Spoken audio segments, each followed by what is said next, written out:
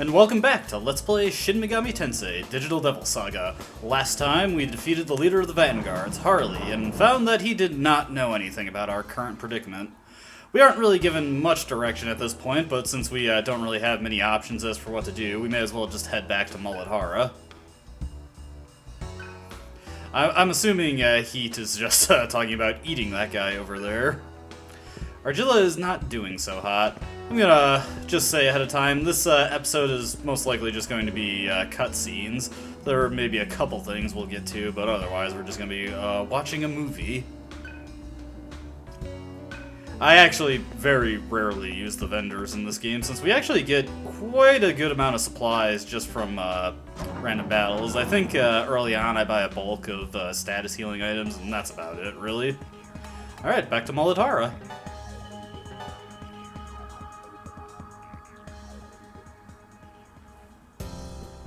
And here we are. What do you got to say for us, friend?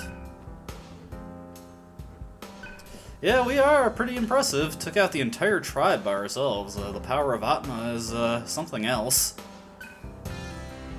I believe I mentioned this in the first video, but the Umbreon are a fairly small tribe and a bit of the low man on the pecking order. So it is rather impressive that we managed to defeat Harley's group just with 3 people. In fact, it seems our characters here have fairly unique demon forms.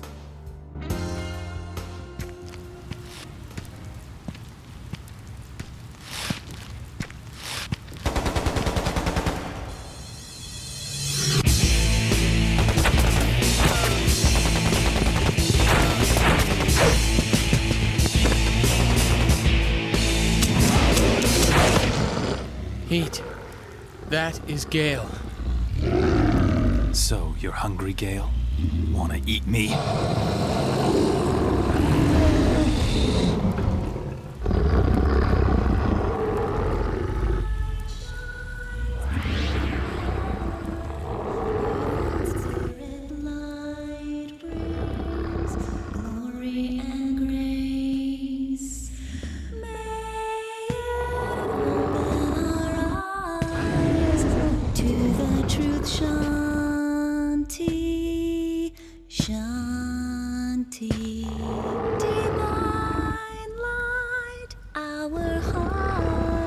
Cries out to you, deliver us from the dark and give us hope. May you fill us with your undying love, Shanti, Shanti. What in the hell was that? A song. That was a song? Yes, a song. Tell me, who are you? My name is Sarah. I've come to help everyone. You came to help us? From where? I don't know. I can't remember. I just know that I'm here to help everyone.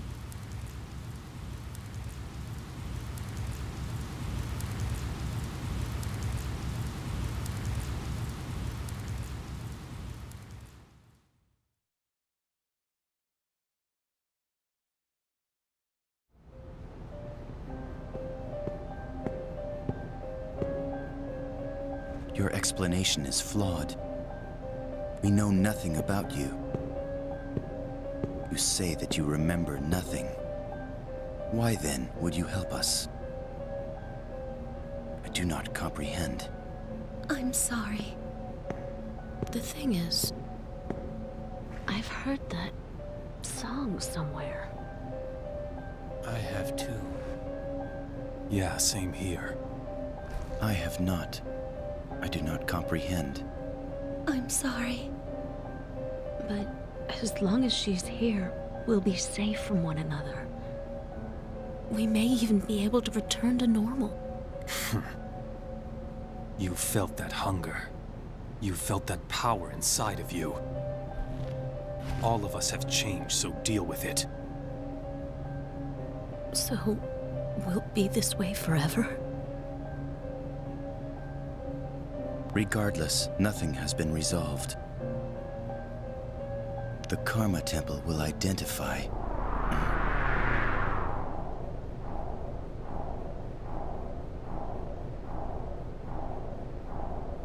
This is a transmission from the Karma Temple.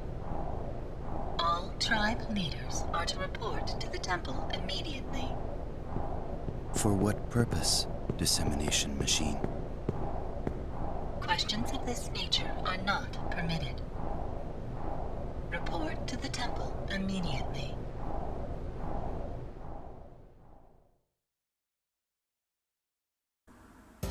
Well, that was strange, but we have identified the name of the black-haired girl. She is Sarah, and it seems that she can sing a song that calms down the berserk demons. It seems odd that Gale would go feral and just try to attack his own teammates, and it looked like Argilla was on the verge of transformation too. Perhaps it's their hunger that drives them to do that. Perhaps if they get very hungry, they just simply can't control themselves. Well, enough theory crafting for right now. We have gotten an order from the dissemination machine. Bleh. One of these days I will overcome my stuttering, but we have to head to the Karma Temple. And now that we have gotten that edict, we have a new location to go to.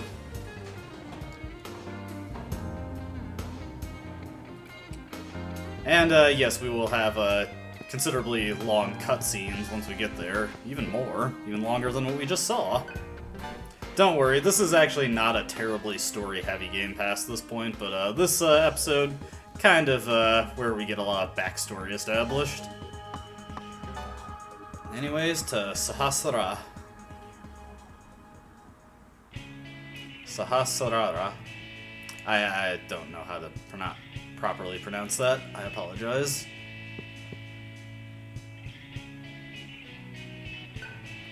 And it looks like this is a neutral ground. And hey, isn't that cat from the beginning of the game? Looks like Surf isn't even able to identify what kind of animal it is. Neither can Argilla. I wonder what the deal with that thing is. We haven't seen any other wildlife around the junkyard, now that I think about it. I don't really think the demons count. A little awkward meeting to have after we just destroyed another tribe.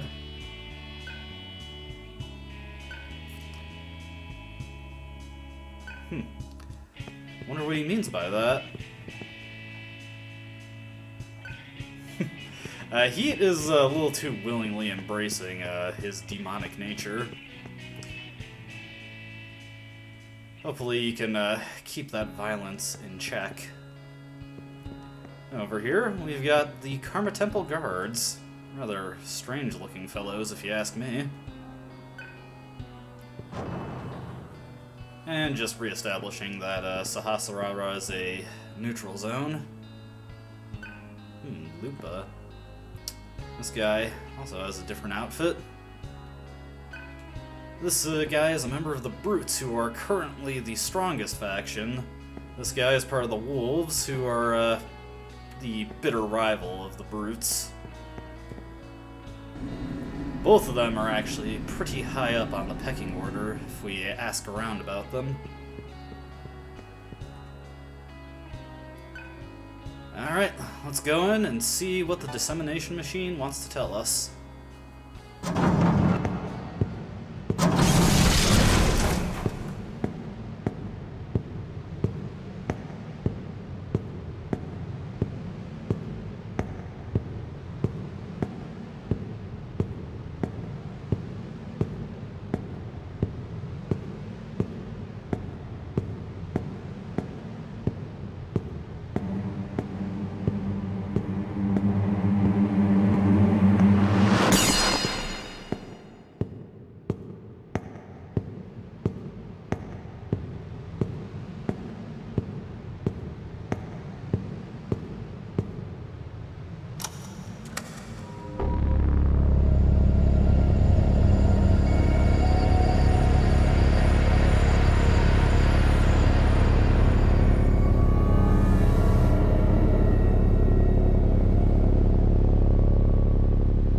Everyone is present. Why have we been summoned, dissemination machine? No answer to your query is available. There are no pertinent issues to be addressed at this time. I do not understand this. The temple summoned... I summoned you.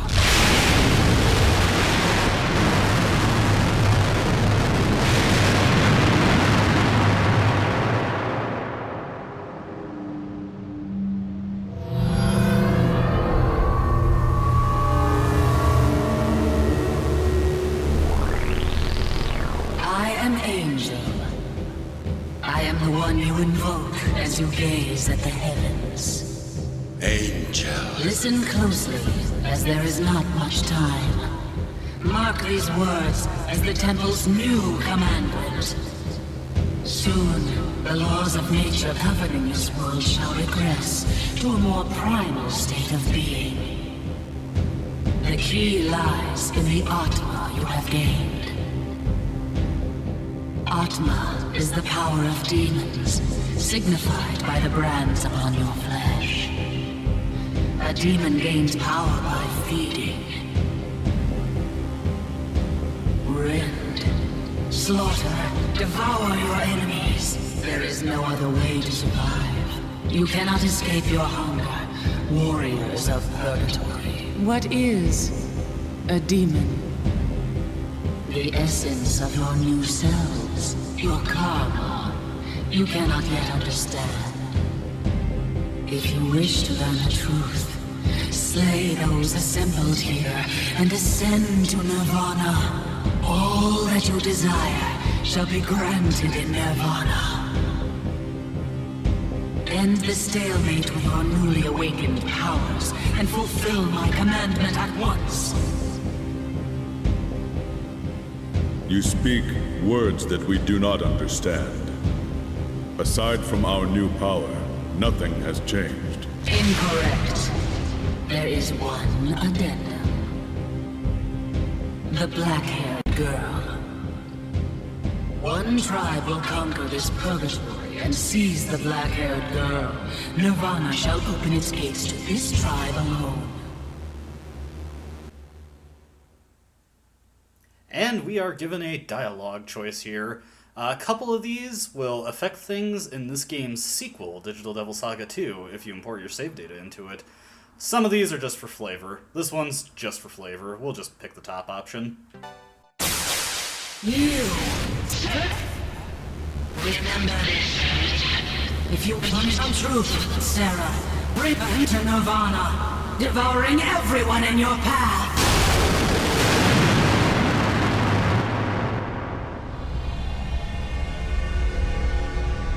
Critical system update.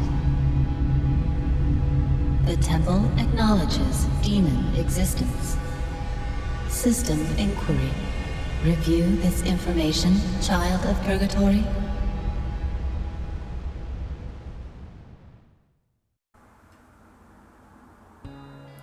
Alright, and now, well, a couple things have changed. As the game tells us here, the Karma Temple now offers mantras. Mantras are what we use to learn skills in this game, and we'll go over those when it becomes relevant. Now, it said we can review information on demons, and we can do so by inspecting this terminal here, and we can just ask the dissemination machine about it. Let's ask about solar noise.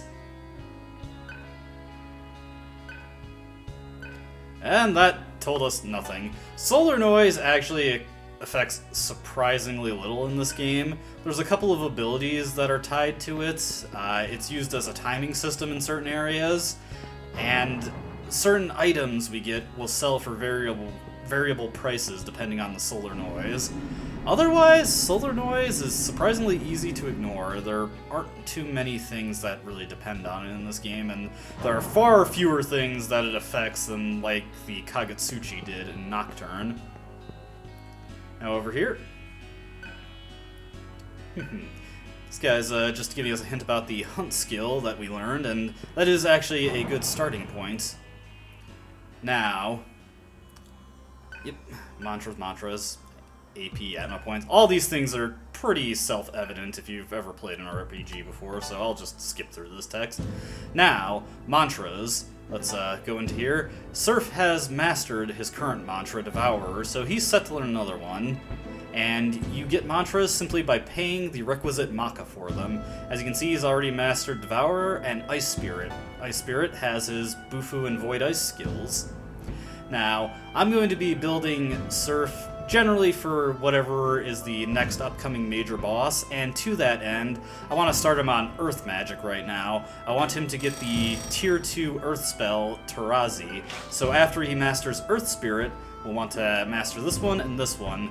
I'll also want to master Protection along the way so he can learn Dia, because Dia contributes to a combo skill. If two characters have Dia set, they can use the multi-target version of this skill, May-Dia, together. Argilla, we're not going to learn anything yet because she hasn't mastered Earth Spirit because she hasn't been eating. However, she's come to accept the way things are now, and she will start devouring her foes and thus gain the AP required to master it. Afterwards, she's going to work on the same thing I'm setting Heat to work on, Devourer. We want to work on Devourer first for everybody so we can get the Devour skill, and by being able to hunt our enemies, we can accumulate AP much faster and learn skills much more efficiently. Once that's done, let's see, not Roxas, I want him to work on Battle Demon so he can get the Taunt skill. Taunt is a very useful debuff in this game that will come very much in handy for the boss fights we come across. Other than that, let's just make a quick save of our game, because we've got, well, more cutscenes to get to. Don't want to overwrite that file. Let's overwrite this one.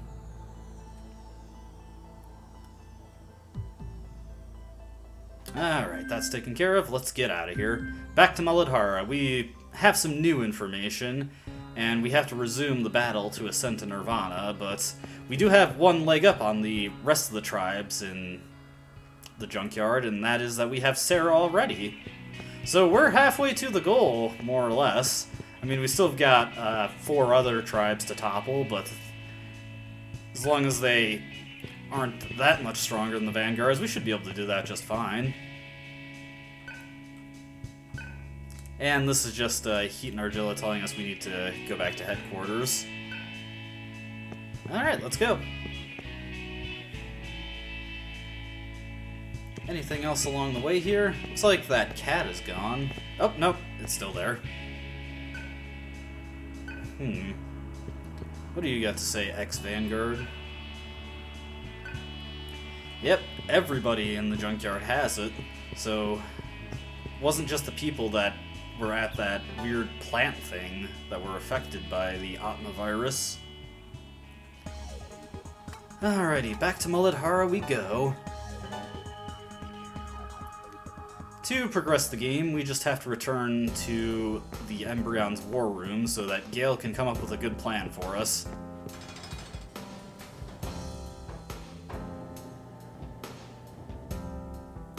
Yeah, unfortunately, Muladhara is a little annoying to get through because you have to go through that elevator. Yeah, Angel. What's the deal with her? Well, I'm sure we'll learn more once we get further into the game. Lots of mysteries, though, at the moment. And it looks like personalities within the junkyard have become quite varied. Some people are still kind of stoic and reserved, others are becoming very expressive.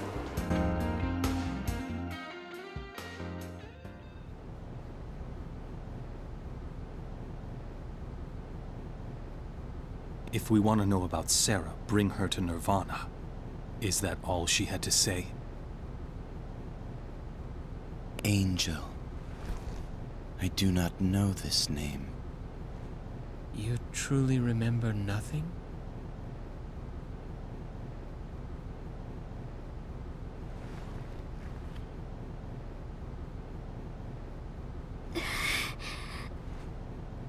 I'm very sorry. Atma. Child of Purgatory? Now what do we do?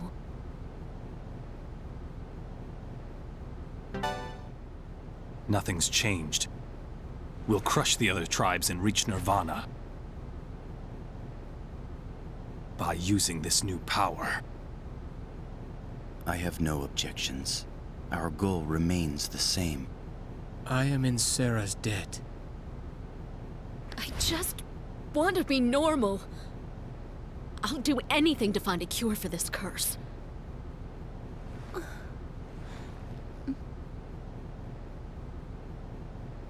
It is decided. Allow me to propose a plan.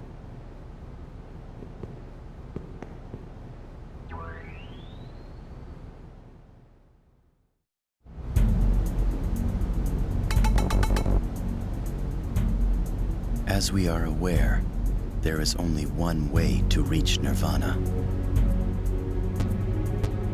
That is to defeat the 5 other ruling tribes and present ourselves to the temple. The largest tribe, the Brutes, is presently struggling against the Wolves. It is unclear whether the Solids or Maribel pose the next greatest threat.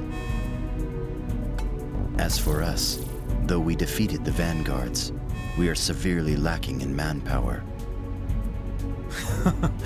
Who cares? We'll devour them one by one. Easier said than done. What's your plan? If we feign an alliance with one of the weaker tribes and defeat their rival, we can then crush them afterward.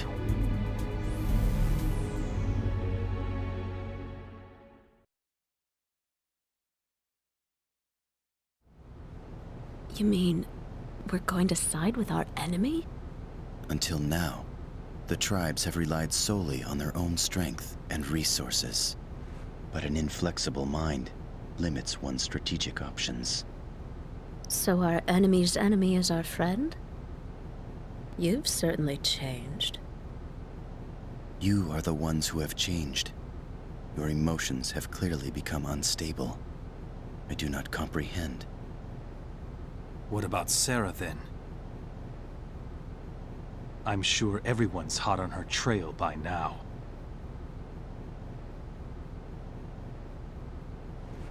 Cielo and I shall remain here. No one knows of her whereabouts. Hereafter, we should institute a policy of silence regarding Sarah's existence. What is our leader's decision? Now, this is the first choice in the game that actually affects something in the sequel. If we pick the top option, we will help them without betrayal. You get a little bonus in Digital Devil Saga 2 if you import your save data. And truthfully, the dirty little secret of all these dialogue options is that the first choice is always the one that gives you a bonus. Never pick the second choice if you're planning on importing your data. And with that, we will help them without betrayal. You're too naive. Kill them before they kill us. First, we head to the Maribel's territory. Their boss is skilled, but the individual members are weak. It is advantageous for them to accept us, and defeating them will not pose a problem.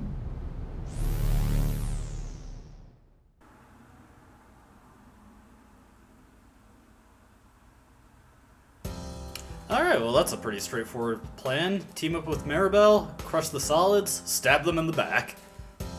Heat certainly likes it.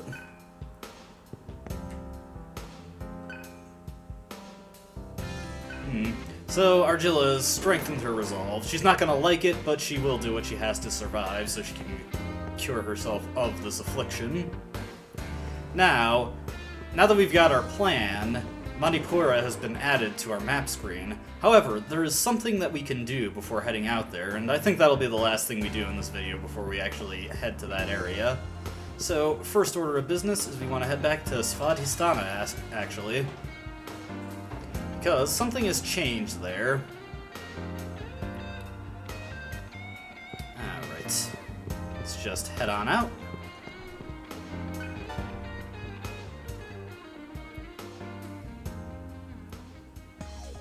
And let's head to Svadhisthana.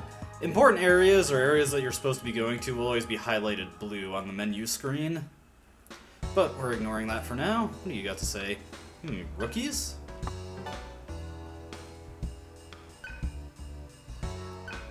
Ah, okay. Where do they come from? Well, regardless of that, rookies are the justification for getting into random encounters, an area that you logically control. So we will be running into enemies still, and they are just rookies who are unaffiliated with any tribe, trying to establish their own within the junkyard. Now, the main reason we're coming here is because there is something back in the boss room where we fought Harley. So I'm just going to cut ahead to when we reach that room, and I'll meet you there. Alright, here we are back in the command room, and if we talk to this guy... Alright, we get the blue key. Now what does the blue key do? Well, it breaks down those blue walls we've been coming across. So we got a couple of those to get through, so first I'll meet you at the blue wall within the Vanguard's base. See you there. Alright, here we are at our first blue wall of the game. Well, first blue wall that we can destroy. And let's just whip out the blue key and take care of that. Now, what is our reward for destroying this blue wall?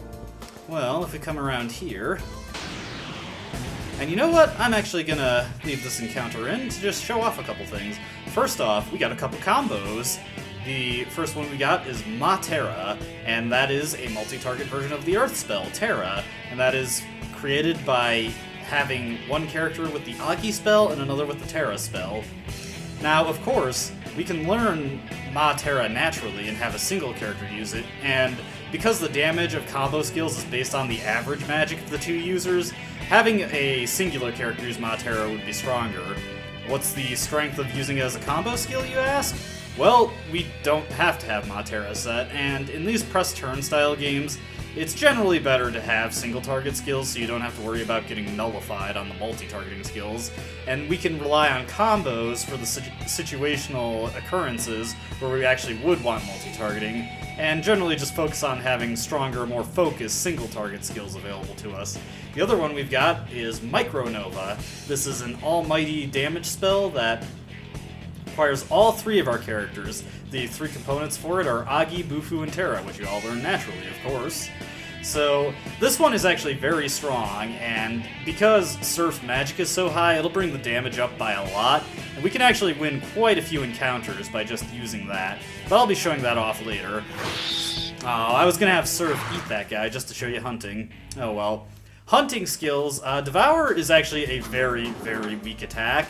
It does about half the damage of your regular physical attack, but obviously if you kill with it, you devour the enemy and get a whole load of AP. Now what's in these treasure chests? Well, treasure eggs, I guess. Well, there's a vital noise, which permanently increases your vitality by 2 points and fully restores your HP and MP.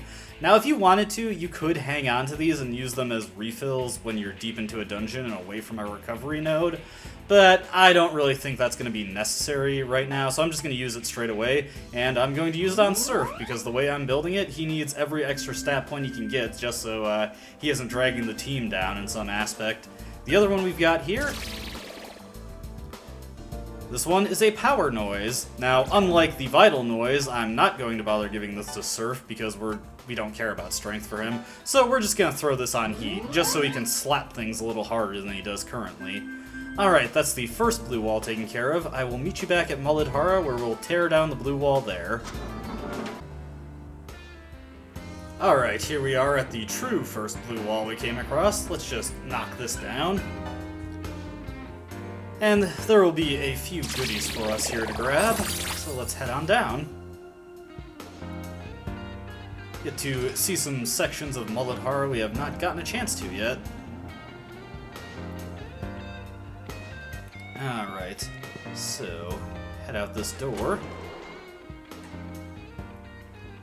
And, there's a bunch of yellow nodes over there. Those are the somewhat erroneously named ammo nodes. Sometimes they do contain ammunition as their treasure, but generally ammo nodes contain stuff like, well, a certain type of item we haven't come across yet called cells.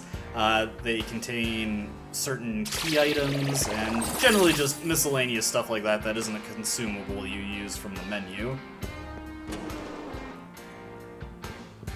Now, if we head down this way, this door won't open. It's locked from the other side. And I'm guessing on the other side is those ammo nodes, but it will be a very, very long time before we can get to those.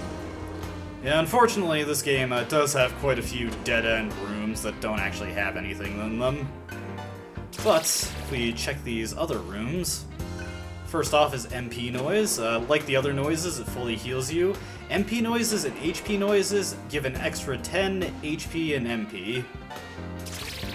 As indicated by their name, just in case I wasn't clear there. And once again, we're just gonna slap both of these on Surf. There we go.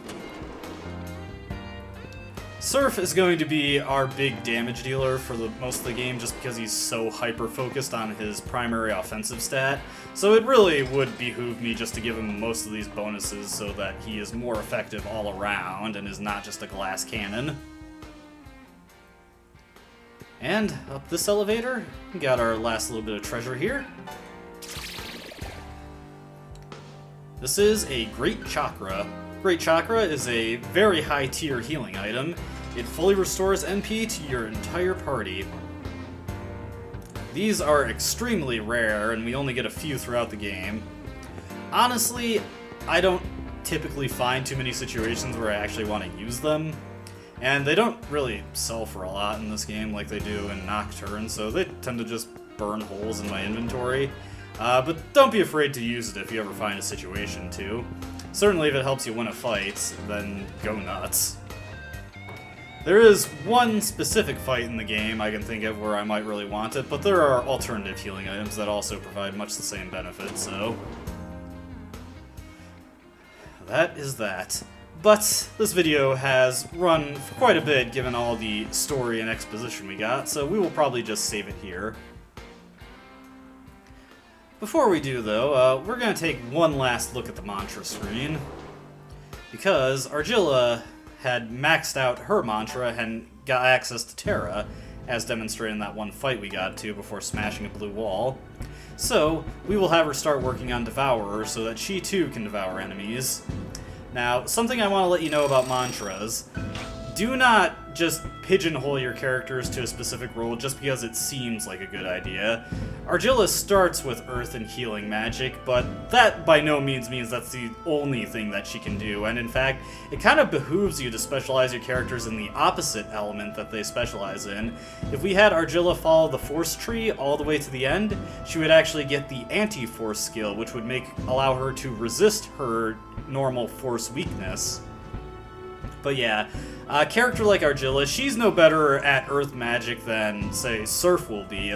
Actually, Surf will be considerably better because he's going to have better magic for most of the game. So you really want to develop your characters in a way that allows you to get the most use out of them, rather than just forcing them along a path that you think is good.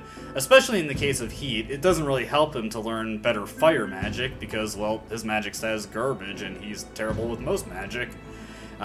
He does do well going along the physical trees, but that's purely an extension of the fact that he has really good strength. Basically, the use of your characters is determined by your skills. It's not that the strength of the skills is determined by the character most times. But that is just what I wanted to explain there, and that will help you understand my logic for picking certain mantras, especially when we get to the point where there will be a payoff for having the skills that we want to have. But that will be it for this video. We'll save it here, and as always, I hope you enjoyed watching, and I hope to see you next time. Until then, goodbye.